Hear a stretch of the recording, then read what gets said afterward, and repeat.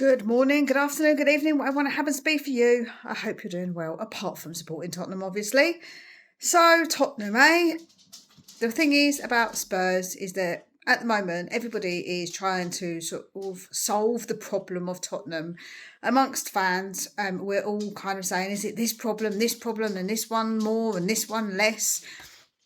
Is it players? Is it managers? Is it the board more? Which I think most people would point to that it is the board more than anybody else. But of course, we have got a game coming up, so all of that is by the by because these players need to get onto that field and play. We have got a massive game coming up against Liverpool. Now, I'm not calling it a free hit, but I would say that our chance of winning this game is literally none because we don't win there. Even times when we've sort of gone up there and actually not played badly, we still haven't won up there. So I would say that this is a really unlikely game that we're going to win. The Forest game is more of a game that I suppose is a game we could try to win, and of course that matters in the battle for staying out of the relegation zone or being in it and getting out of it, because of course if we take points from them, that pushes them down and away from us.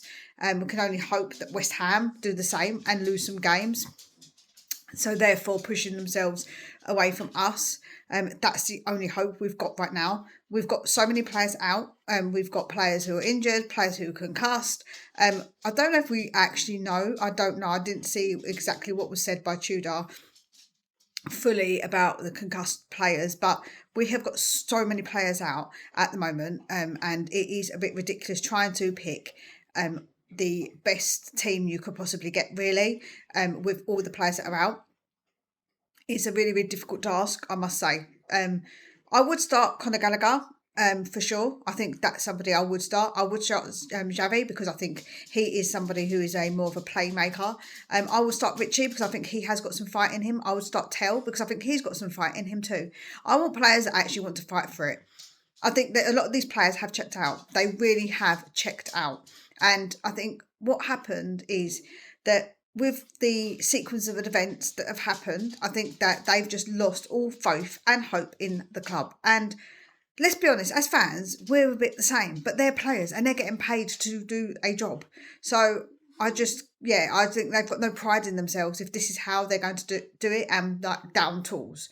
However, the point still stands that they need to do their very, very best to try and win as many games as possible now, coming up to the end of the season. And really, like I say, you need those who are willing to fight. We need those who are willing to put in a performance. There's no time at all for anybody who is going to be a passenger in this team. And it's really difficult because some of our better players seem like they have checked out as well. So, for instance, I think Mickey van der Ven, I think that Romero have checked out. So it is really hard because we obviously have to have defenders. I don't know what is best to do. People are saying chuck in the youngsters. Me personally, I've never been aboard about on that. I think that in this situation, chucking in youngsters would just be really bad idea. I think that you've got to understand that they're young and being chucked into this situation, if things get really toxic, it's really not great for their development to chuck them in. I just think it's just the completely wrong time. I know people might disagree with me. I've always said it. I've always said that basically using the youngsters at the wrong sort of time when they're going to come up against men, and the fact is that they've been playing against their own age, so they're going to look really good because obviously they're playing against their own age. Playing men's football under pressure is something they've never had to do, and I just don't know if it is the right environment for them to do it in. And I will stand by that. I know people disagree, and you're welcome to disagree. Drop a comment, tell me if you disagree. That's cool. I will obviously. I've got my reasons to why I think this. So, I'm not afraid to obviously have people who disagree with me, but I really, really do think that we need to think about these youngsters and their development. So, they're the players I would play. I'm not sure what formation. I don't know about other players. I would have to play Porro. I think that we're probably going to have to play. I don't know if we can put Archie somewhere that's not in the middle, maybe. I think he's going to have to play somewhere out of position. because I think that we probably haven't got enough players, I must say. I really not looking forward to having Dragoos in, because, of course, Romero looks like he's probably out with concussion, and Mickey's out because of his red card. So, yeah, it's just not good at all. Like, it's just really not good. I'm a bit in despair. I think that we all are, because this is now getting to a point where I can really see us being relegated. And for us as a club, I think that will be humongous. I think that will be detrimental. I think that it would affect the actual club a lot more than what people maybe think.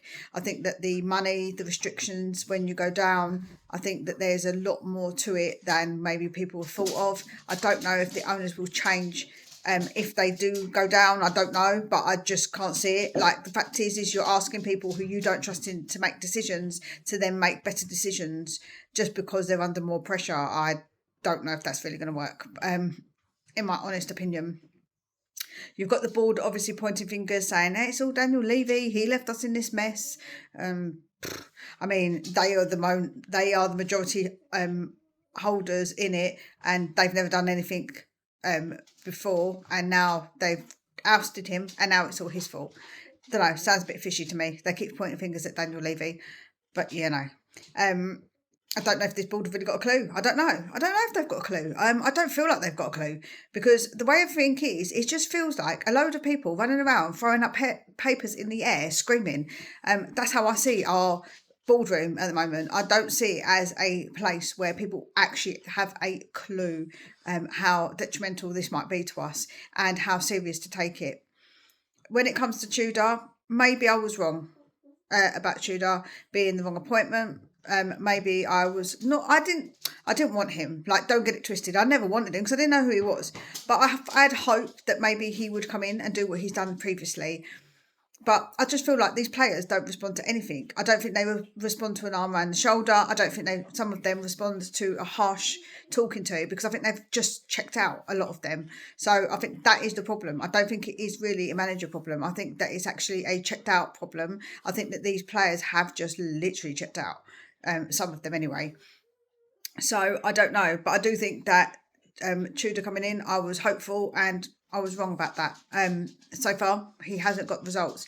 But what I will say is that in the game in the Champions League, I felt like after those silly mistakes that Kinksky obviously made, and then Mickey slipped as well, I don't actually think we played that badly. I don't. And then Crystal Palace, we were 1-0 up and Mickey got us sent off. So I'm not trying to defend Tudor at all. Please don't get it wrong. Like, I ain't trying to defend him.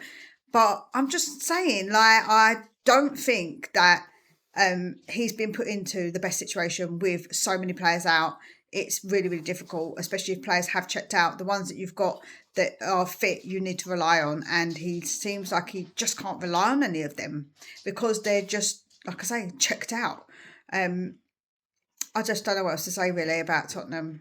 It's really hard. It's really, really hard to sort of get the words. I talk about it with other people. I discuss it, and I'm just a bit of a loss with it all.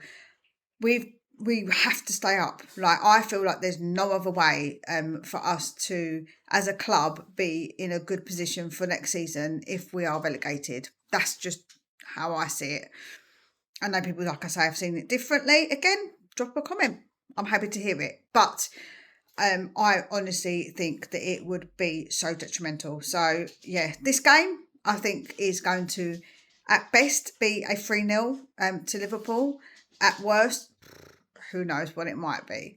But I do think we need to play players that want it. I really do. I think that is the key. I think the key is players who actually want to play for Tottenham and actually want to do something. And I think there are a few in there still. I still think there is. I think Archie shows it as well, like I say, amongst the others that I've named. So I do think there is players there that will actually step up. But is it enough? Let me know what you think. Is it enough to keep us afloat and keep us in the Premier League? I guess to be continued against, like I say, Nottingham Forest. That is a massive, massive, massive game for us. It's really, really important that we get points in that game. 1 point, 3 points, we have to get points. We cannot lose that game. We might lose that game. I'm not saying that we are going to win that game, but in my opinion, to stay up, we cannot lose that game. If we stay up by hook or by crook, I don't care. But in the summer, we need to have the biggest overhaul in Tottenham's history, I believe. I think that we do have to have the biggest overhaul. Outstanding players that don't want to play at Tottenham. I've always said if you don't want to play for Tottenham, off you run.